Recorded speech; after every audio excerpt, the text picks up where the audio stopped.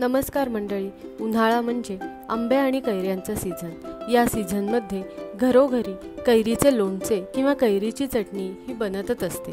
तर अशाच बाळ कैऱ्यांचे लोणचे आज आपण बघणार आहोत। बाळ कैऱ्या म्हणजे छोट्या छोट्या कैऱ्या ज्या अगदी झाडावरनं कधीतरी पडलेल्या असतात किंवा आपण त्या छोट्याशा काढूही शकतो। या कैऱ्या अतिशय कोवळ्या असतात। या कैऱ्यांचे लोणचे अतिशय चविष्ट होते। या लोणच्याची रेसिपी आपण बघणार आहोत आणि या लोणच्यासाठी लागणारे साहित्य आहे 8 ते 10 बाळ कैऱ्या म्हणजे छोट्या छोट्या कैऱ्या, हळद, मीठ, धने जिरे पावडर, तीळ, मेथी आणि मोहरीची पूड आणि 10 ते 12 लसूण पाकळ्या। सर्वप्रथम बाळ कैऱ्या आपण स्वच्छ धुवून आणि पुसून घ्यायच्या आहेत। या कैऱ्या जर खाली पडलेल्या असतील तर त्यांना माती लागलेली असते, त्यामुळे या कैऱ्या स्वच्छ धुवून त्याचा चीक काढून छान पुसून कोरड्या करून घ्यायच्या आहेत। यानंतर या कैऱ्यांच्या आपल्या आवडत्या आकारामध्ये फोडी करायच्या आहेत। तुम्ही या कैऱ्या अख्ख्याही ठेवू शकता। अख्ख्या कैऱ्या ठेवायच्या असतील तर जस्ट मध्ये एक स्लीट द्यायची आणि त्यातली आतली कोय काढून घ्यायची आहे। या कैऱ्यांमध्ये मसाला भरूनही हे लोणचे खूप छान लागते, पण कधी कधी अख्खी कैरी संपत नाही, त्यामुळे फोडी खायला सोप्या पडतात। कैरीचे तुकडे केल्यानंतर त्यातली कोय आणि त्याच्या बरोबरची साल काढून घ्यायची आहे। कोय ही चवीला तुरट असते, त्यामुळे लोणच्यामध्ये छान लागत नाही आणि त्या सालीमुळे कधी कधी लोणचे खराब होण्याचीही शक्यता असते, त्यामुळे कोई आणि साली या नक्की काढाव्या।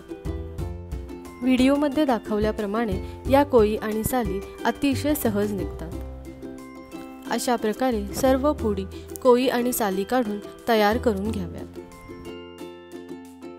यानंतर या फोडींना आपण हळद आणि मीठ लावणार आहोत। फोडींवर हळद आणि मीठ घालून शक्यतो हातानेच हे सर्व छान मिक्स करावे, म्हणजे प्रत्येक फोडीला हळद आणि मीठ लागते आणि यांना छान पाणी सुटते। हळद आणि मीठ लावलेल्या फोडी थोड्या वेळासाठी बाजूला ठेवाव्यात, तोपर्यंत आपण लोणच्याचा मसाला तयार करून घेऊ। लोणच्याच्या मसाल्यासाठी मिक्सरच्या भांड्यामध्ये लसूण पाकळ्या, तीळ, धने पावडर आणि मोहरी आणि मेथ्यांची पावडरही टाकायची आहे। यातील सर्व जिन्नस मी भाजून घेतले आहेत। तीळ, मेथी आणि मोहरी भाजून घेऊन त्याची पूड करून घेतलेली आहे। तुमच्या आवडीनुसार हा मसाला ओबडधोबड किंवा फाईन वाटून घ्यायचा आहे, पण लोणच्यामध्ये साधारण मसाला ओबडधोबड वाटलेला जास्त छान लागतो।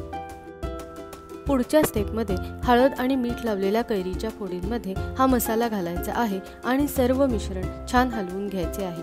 हे सर्व छान मिक्स करून घ्यायचे आहे, म्हणजे सर्व फोडींना हा मसाला अगदी व्यवस्थित लागतो। या लोणच्यामध्ये मी कोठेही तिखटाचा वापर नाही केला आहे, पण तुम्हाला जर आवडत असेल तर तुम्ही तिखट आणि थोडीशी मिरी पावडर देखील घालू शकता। सर्वात शेवटी लोणच्याला फोडणी द्यायची आहे। फोडणीसाठी तेल गरम करून त्यामध्ये थोडा जास्त प्रमाणात हिंग घालायचे आहे आणि फोडणी एकदम थंड करून घ्यायची आहे। फोडणी थंड झाल्यावर लोणच्यामध्ये मिक्स करायची आहे आणि पुन्हा एकदा लोणचे नीट हलवून घ्यायचे आहे। लक्षात ठेवा, फोडणी ही अतिशय थंड झालेलीच असली पाहिजे।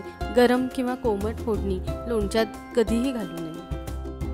तेल थोडेसे कमी वाटल्यास परत एकदा तेल गरम करून थंड करून घ्यावे आणि लोणच्यामध्ये ॲड करावे। या स्टेजला आपण लोणच्याचा मसाला टेस्ट करूनही बघू शकता आणि आपल्या गरजेनुसार मिठाचे प्रमाणही कमी जास्त करू शकता। चुकून मीठ जास्त पडले असता थोडीशी धने पावडर घालून मीठ ॲडजस्ट करून घ्या। आपले लोणचे तर छान तयार झाले आहे, पण हे लोणचे छान व्यवस्थित स्टोअर केल्याशिवाय लोणचे करण्याची प्रक्रिया पूर्ण होत नाही। लोणचे स्टोअर करण्यासाठी नेहमी काचेची बरणी वापरावी।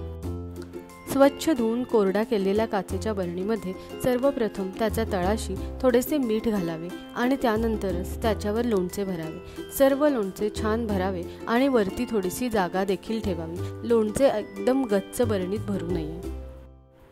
सर्व लोणचे भरून झाल्यानंतर बरणी झाकण लावून घट्ट बंद करावी आणि सूर्यप्रकाशात ठेवावी।